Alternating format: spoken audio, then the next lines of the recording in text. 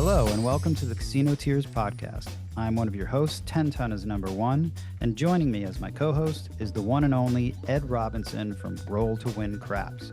If you want more info on our show, please visit our page at casinotears.com.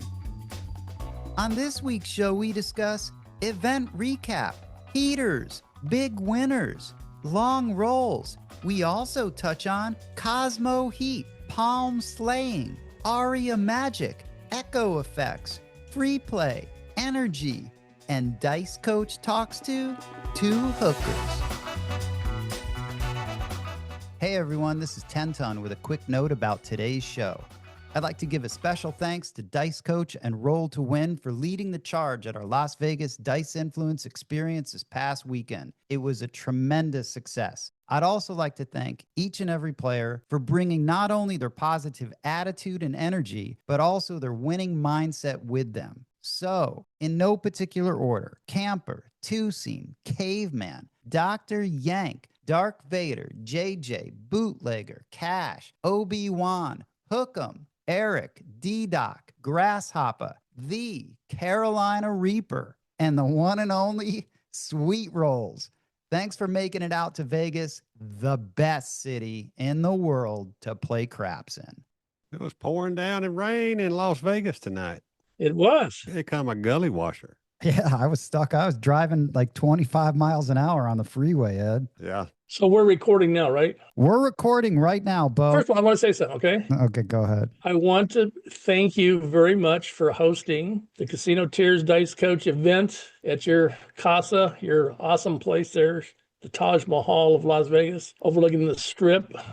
You did a fantastic job. I think everybody loved the party. I know they did because I keep getting responses. I'm sure you guys are too, of how much fun they had. And so I want to thank you very much for hosting that. The next shout out is to Whitney, Dr. Yank's wife, for creating these glasses. It says Casino Tears Dice Experience, and it's got the date and the month and Las Vegas on it, and your handle on the back side of the glass. And then when you empty the glass, you look at the bottom, you see the Casino Tears logo in there. That's awesome. That is totally awesome. That's great. So she did a fantastic job. Very talented.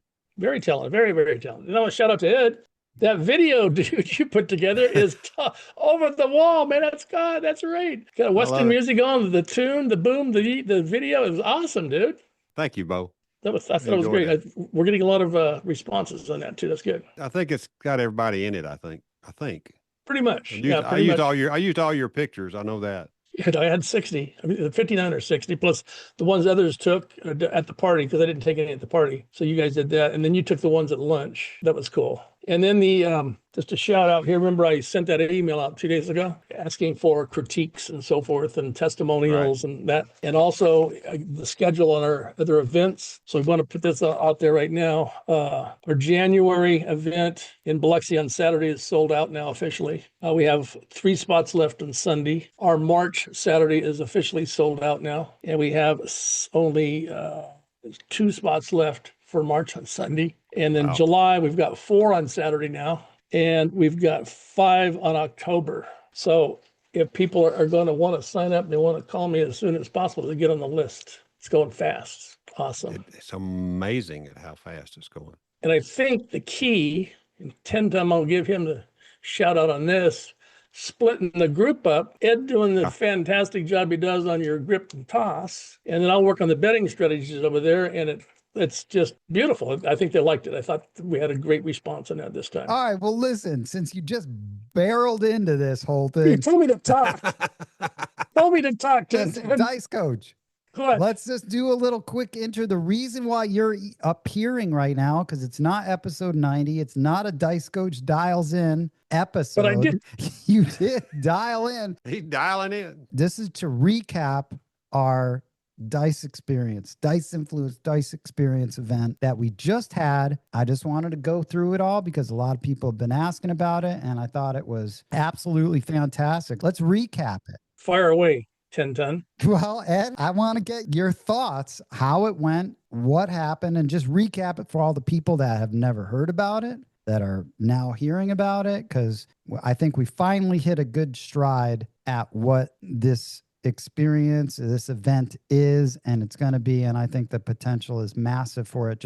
I was very, very happy with it. I think I was ecstatic. That was great. Very unique group. And there was a chemistry. There was a chemistry amongst everybody in this group that I hadn't really noticed before. Maybe it was there, but I was too nervous or whatever to notice it. But the chemistry between everybody, and we had repeat people and we had new people and we had different levels. We had all levels of players from relatively new to pretty seasoned, but they all had a great chemistry and they all enjoyed each other and they all played together and they all won money. I mean, it was fun, but we had a great classes. You were going to talk about the party, go right ahead. I mean, that's kind of that's the signature mark, I think, on the beginning of our event anyway.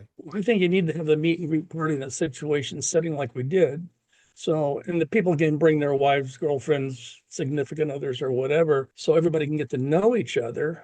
Tell your war stories there. The fact that 10 Ton brought in the suit from MGM, right? Yeah. So, but Bo, just to interrupt you, part of the 3-day experience is Friday night, we have a meet and greet cocktail party over here. I think that the bar keeps getting bigger and better, Ed. Oh my God. I think a lot of what's also added to the event is that we're more comfortable doing it. We have a nice format. Everything was just smooth, even our pre-meeting. So the party was really, really great. And you're right, there was a good vibe to everything. Part of it was us too, because we were comfortable doing it, in the previous ones. It was brand new for us too. What is this, our third or fourth party? Third. So now we got our feet wet, and I was totally relaxed. I thought it was great, and I think everybody else was too. So just be yourself, do your thing, have some fun, right? When you said bar, you'd raised the bar. I didn't know what you're talking about, the brown water bar or the bar. Yeah, both bars. Yeah, both bars. Yeah, we need to keep raising that bar to do it better every time. Way more dialed in from the first one. Oh yeah, it has to be. Everything was so smooth. And it was nice having Anthony stop by from MGM Grand. It was really cool having him. And it's a shame a couple people that took the class on Sunday couldn't make it because they weren't in town, because I think these parties are just getting better and better. And it's just really fun. I mean, they go for, I think, when did everyone leave? 5-6 hours later? It went too long, probably. Yeah. Midnight. Yeah, you need to come, to the party just to get your feet wet and get to know everybody. Yeah. That's pretty essential, I think, if you can make it. We made a big change on the class when the classes started on Saturday, breaking up the sessions, which I think was a huge improvement, so that Ed was working with 4 people for the first, I think, hour and a half, Ed? Hour and a half to 2 hours. Yeah, I run long always. We compensated for it though. That's good. Yeah, Ed, you do a bang up job on the grip and the control and so forth. I think you're just a real pro at that. Oh, and by the way, to let you know, because I know you told me this, because Sweet Rolls took a tune-up with me on that Monday, right? And you told me, don't screw her toss up. I said, don't worry, I won't. The only adjustment I made was I had on my table, I had her bring her hand back on the table about 4 inches. And we did a mock-up on her last roll, buy-in of 620. She had a 25 hand roll. Beautiful toss. Boom. She killed the 8s and 9s in this hand. Was it a 5-1-2-3 set you had her? The half 7 set? It's a half 7. I think it was 2-4. Was it 2-4? Yeah, I think it was 5-1-2-4. Okay, 5-1-2-4. Anyway, she blew out the 8s and 9s, bought in for 600, colored up for 2,400. So she would have made $1,800 right there. Bada bang. That was good. Yeah, she had a hell of a roll Saturday night. Oh, she did. Well, we were all in the hole a little bit. I was down like 300. She got me out of the ditch with a profit. She had a 26 roller. Yeah, 25, 26. We're jumping ahead there. We're getting to the fun stuff. Let's talk about the fun stuff, which is why everyone really wants to hear about it. And also, I can hear about it because everyone was playing at the Palms, and I wasn't able to get into that table that everyone was crushing on Saturday night. And I had to watch.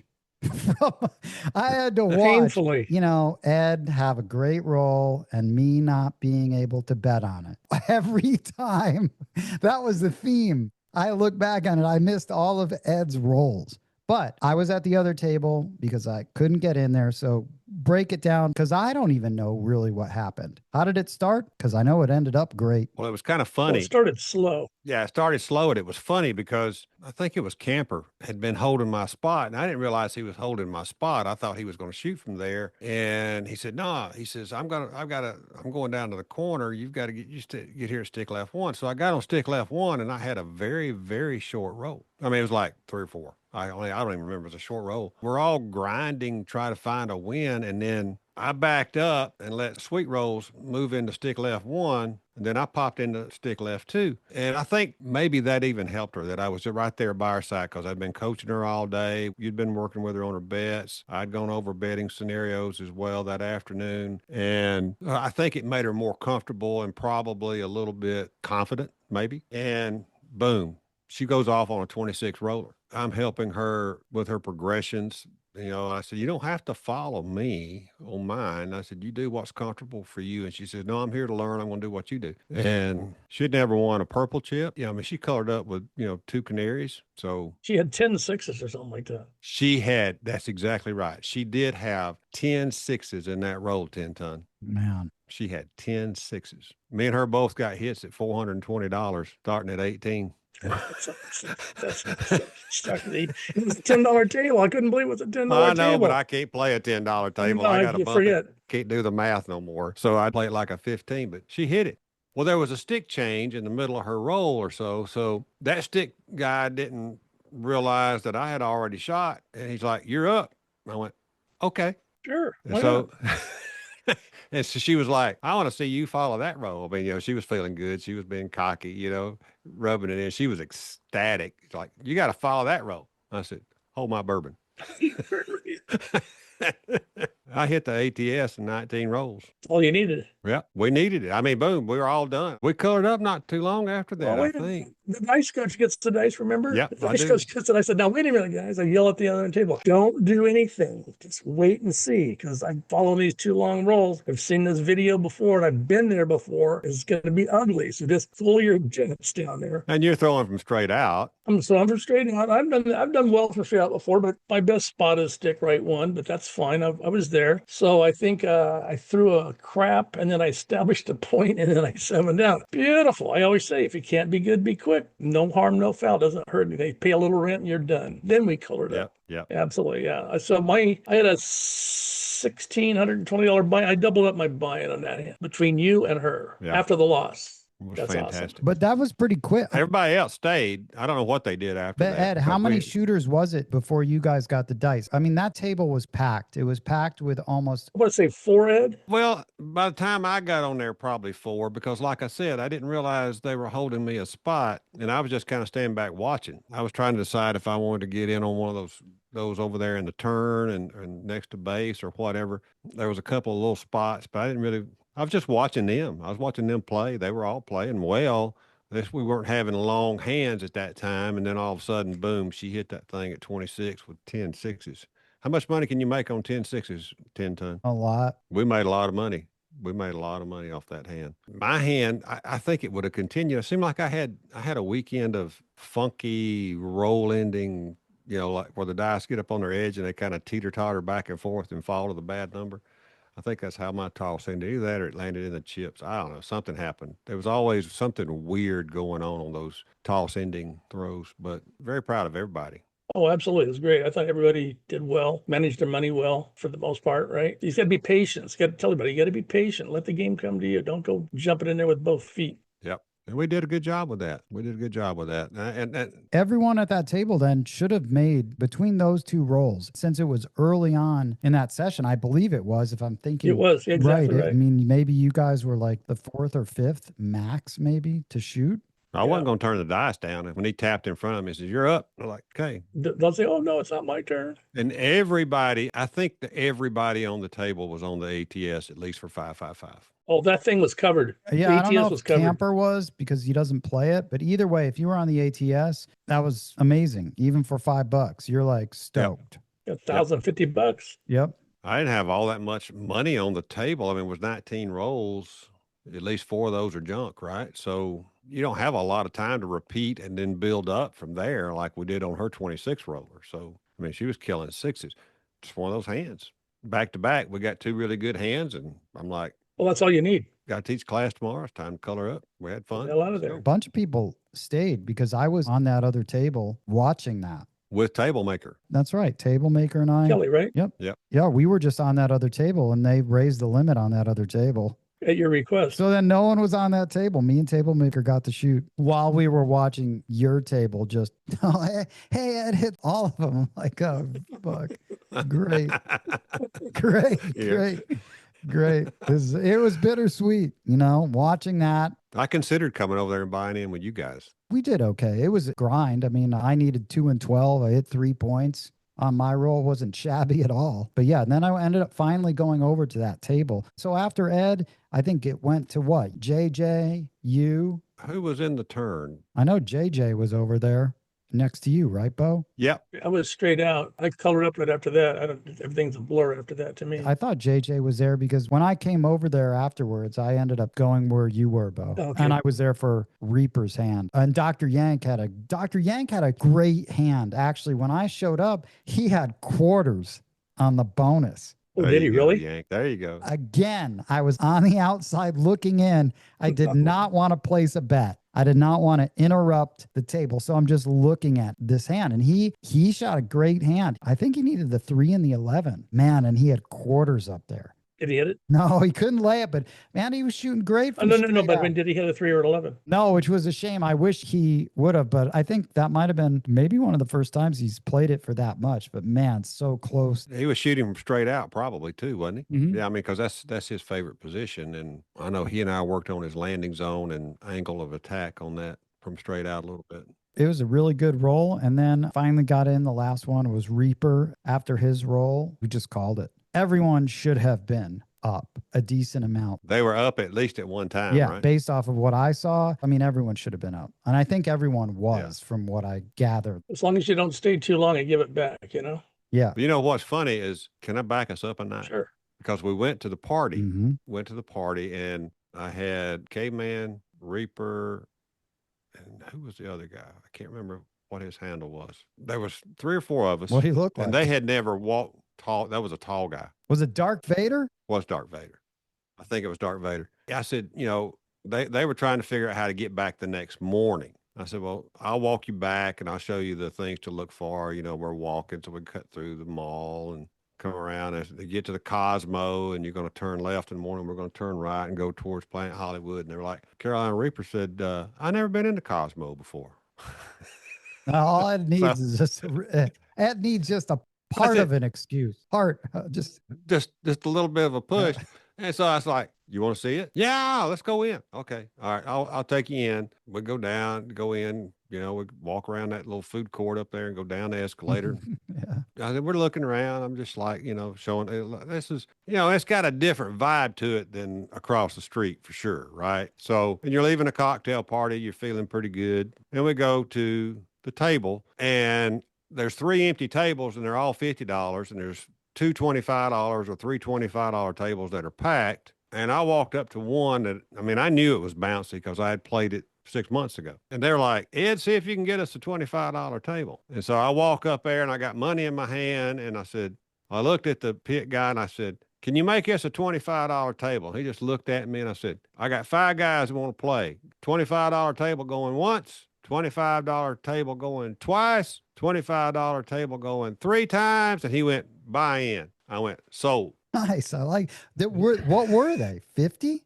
Yeah, they were Wow, $50 man, tables. $50 tables at Cosmo. So we got him down to 25 and we all bought in. I bought in for $1,200, I think, because it was a $25 table. It was a regular table, wasn't crapless. So Ed, you had a table auction. You had an auction. You had an auction Yeah. going. I had an auction. I did it like an There auction. you go. Perfect. I like They it. were laughing.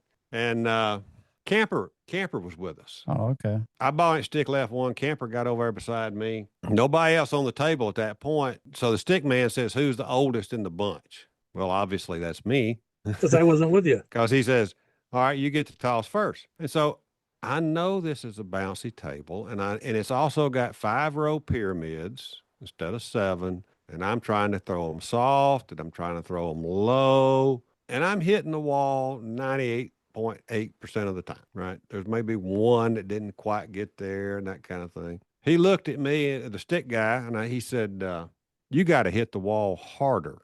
And I kind of like looked at him, shrugged my shoulders, and I said, well, you said you wanted the oldest one to throw first. And if I'm old, you know, it's a long toss for an old man. It's hard to get it into there with any real energy. I mean, man, I said, I don't want to hurt my arm. I'm old. He says, I know what you're doing. I didn't even ask him. I don't know what he thought, but he goes, I know what you're trying to do. You need to hit the wall harder or I'm going to pass the dice on your ass. Man, heat from the Cosmo heat, dude. Yep. And I said, okay, give me a hard 8. Here's $25. You ready? Ready. 2 tosses later, 44. Square pair. Nice. Square pair right there. And I looked at him and I said, I was being a little bit, I probably shouldn't have done what I did, but I did it. No, I wasn't being cocky. I was being sarcastic. Downwater sarcastic? Well, I mean, we just left a cocktail party. Oh, yeah, exactly. Having a fun, good time. Don't spoil your So time. I said, you know what? I said, you know what, sir? I really appreciate the advice that you gave me. I appreciate you telling me to hit the wall harder because you know what? It worked. Make it 50. He starts him-hawing around. I said, where are you from anyway? Because he had this accent. I knew basically where he was from his accent. I said, where are you from? He went, Serbia. I went, that's what I thought. He went, was it the accent? I went, nope, it was the hairline. You all got the same one. None. Man. Making friends at Cosmo. I was making friends. So about that time. How did he take that? He didn't like that, but about that time he got tapped out and he had to come be my dealer. Wasn't that fun? Camper is over there laughing and he don't know what to do because I'm him hawing with this guy and ratchet jawing with him. He's like, I can't give you a dealer bet. You're just giving me heat. Yeah. So this Asian guy bought in with $5,000. Okay, nice. Right in the middle of my row. Oh, Right in the middle of my of it? row. Oh, right in the middle of my row. Etiquette. Points established and everything? Oh, yeah. Stop the game. All the other guys are flustered. They're all like, oh, my God. They're all like, I'm staring at the TV set, just watching TV. Mm-hmm. There's a ball game on. I'm just watching it. I'm looking for the dice to come to me. I'm just letting them count. Finished up my roll, and then his escort lady or girlfriend came with him, came up there by me, laid out another $5,000 for her. Damn. Sugar daddy at the table. I'm wrong. It was a crapless table. I apologize. It was a crapless table. And she gets the dice and he goes 25, 25, 25 on her. And I thought to myself, you really ought to bet the ATS on this girl, but I didn't. I just kind of did my 3, 6, 8, 11 field bet thing, just kind of see how it worked. Sure. Trying to be calm. She hit the tall. Nice. She hit the tall and hit a bunch of good numbers. We made a little more money. Man, so you think she was an escort? Do you think so? Yes. Man, I wish I was there. Absolutely. Was she hot looking? Was she hot looking at it? Depends on what kind of person you like. Was she a shooter though? Was she setting the dice? Nah. She was just shaking baker. Did she blow on the dice? Is what I want to know. She might have blown on them a couple of times. Well, you know what I say when I'm at the table? You know what I say when we're at the table and I blow the dice? You need to blow a little harder. Blow a little harder. There you go. Asian guy threw. He didn't have. He was like PSO or something. It comes around. Caveman gets the dice, and he's trying to throw real. Because I'm telling all these guys, I'm like, this is a really, really bouncy table. You gotta be. I'm like, you saw what I did. You got to be really, really light. Caveman is throwing them so soft. We're all on the ATS. Mr. Asian man and his girlfriend are up there for quarters. Caveman, the guy needed a 12. Caveman needed a 12. And he's got an interesting grip, doesn't he? Yeah, it's a Yuri style grip. Yep. So he hit the smalls, right? No, he hit the tall, but the dice landed. He was throwing them so soft that the dice landed. And this is a different stick, but the dice landed about 8 inches or so, maybe 12 inches from the wall, and they didn't even move when they landed. And he was throwing an inline 6 set. Those 6s landed right there on top, and they just stopped right there. Quicksand. Yeah, I mean, it was just like boom. And the stick called it a 12. Mr. Asian man and his girlfriend, they're jumping up and down and hooping and hollering. And then the stick goes, sir, you got to hit the wall. You got to throw them harder, So Caveman got heat. Man, fire. And so as soon as his hand was over, I think I threw one more time real quick and we got out. And then I had them come up and said, all right, debrief real quick. You walked into an unfriendly environment. You walked into a table that was extremely bouncy and almost, there was no advantage there. And all of us walked out winners. Always remember that. You got in, you got up, and then you got on out of that place because nothing was in your favor when you were there to start with. Perfect. Every one of us made money. Man. Different levels. Yeah. Every one of us made money in that quick 1 hour maybe session. Man, Perfect. caveman. Nice, man. Yeah. Caveman got heat. Quest for fire. Yeah. Well, Ed, in the old days, if you did that at Bellagio, they'd stop you and say, "This is not a game of skill; it's a game of strength. Hit the wall harder." That was their little thing. Yeah. That surprises me that you got a little heat from Cosmo, man. That seems like they don't really give a shit when I've been there, but it's been a minute since I've actually. Did you win or lose when you were there? One of the last times I was there, I was absolutely wasted, Bo. This is a couple years ago that I remember. That was one of the end of my disaster session. I remember that vividly. Right there in the kind of the center on the main aisle. Mm-hmm. That's where that table was. We got heat. Was it as bouncy as the Virgin? No. Pretty damn close. Really? Pretty damn close. That was a close. disaster, that one. It's hard for anything to be as bouncy as that one was, but this one's very bouncy. New York is bouncy as that. Well, especially when you hit the diamonds, super rubber. Yeah. I'm glad I remembered. I want to get that story in because we all got heat on that Friday night after the cocktail party, but we all walked away winners. Well, Ed, did you play anywhere else after that? No. It was getting late and I had to teach the next morning, Bo. I walked right by all those tables, walked right by Planet Hollywood, did not turn in, went all the way into Paris, walked right by 2 tables that were playable and, not all that crowded or empty. And I walked right by them, went straight to the elevator and upstairs. Yeah, you turned the corner. I'm proud of you. Man. I didn't like it one bit, but I grew up. You did. It is nice being around all those tables though, man. Going back to your room, how many tables you can pass here? Yeah, but they'll be there tomorrow. They're always there. They're always there. They're always there. They're always there and never close. Some of them are always open. Okay, so that was Friday night, late night action. Saturday class. Yeah. Saturday, we talked about being at the Palms. We didn't have a reserve table. We just kind of got there, which I did like because we just kind of organically, naturally took over the table. And every time we've done that, it's worked out better than we've had to okay, here's our reserve table. This just worked better. I would like a good reserve table. Yeah, well. I don't mind. I mean, I enjoyed my time at the Palms. Don't get me wrong. And if they're listening, appreciate you. Hell yeah. What do you think of the crew there that first night when you were there? How was it? I thought the crew was okay. I mean, they were fine. No problems with them as far as I could tell. Well, when they did a stick change, it was so smooth. We did normally call your bets off. Yeah, they were very good. We never called our bets off. Didn't need to. No, they were very good. They were very good with everything. Yeah. I like the tables and I like the crew. Yeah. So the next night showed up same time, but this time we were not on the back table where we've always been. We've been on that side table, which is closest to the, on the side, on the entrance to the club. Well, they were giving away a car one night. I guess was that Saturday? I think it was Saturday night. Yeah. Sunday night, it was packed, but they had one table they never opened. So the tables were full.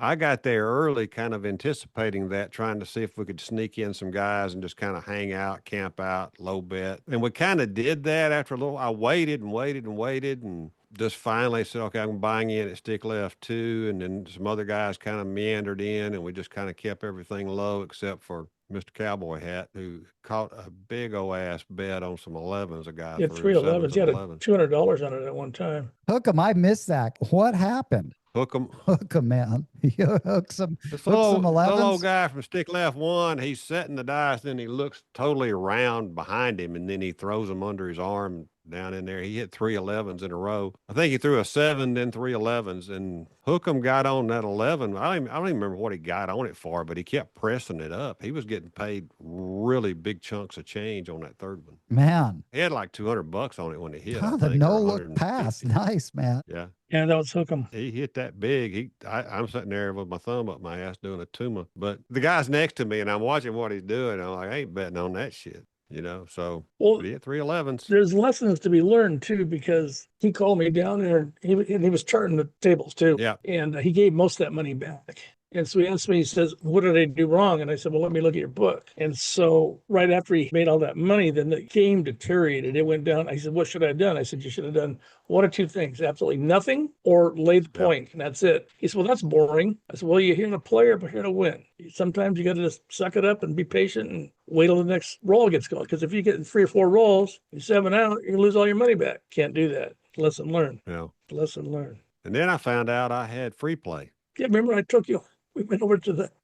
Remember you said, Hey, Ed, I found out I had free play too. you took both of Yeah, you. but I got to tell my story first. Oh, go ahead. Tell your Go story. ahead. Let's hear your story because my story's better. Sweet Rose came up next to me because I'm at stick left 1, and she had like 200. She said, wow, I only played here last night and 6 months ago, and I got $200 worth of free play. And I said, well, heck, let me go see what I got. Bo had walked up, and I said, where do I go get my free play? And of course, that was an ordeal because I had gotten my card at a table and had never set a pin, and I couldn't get it.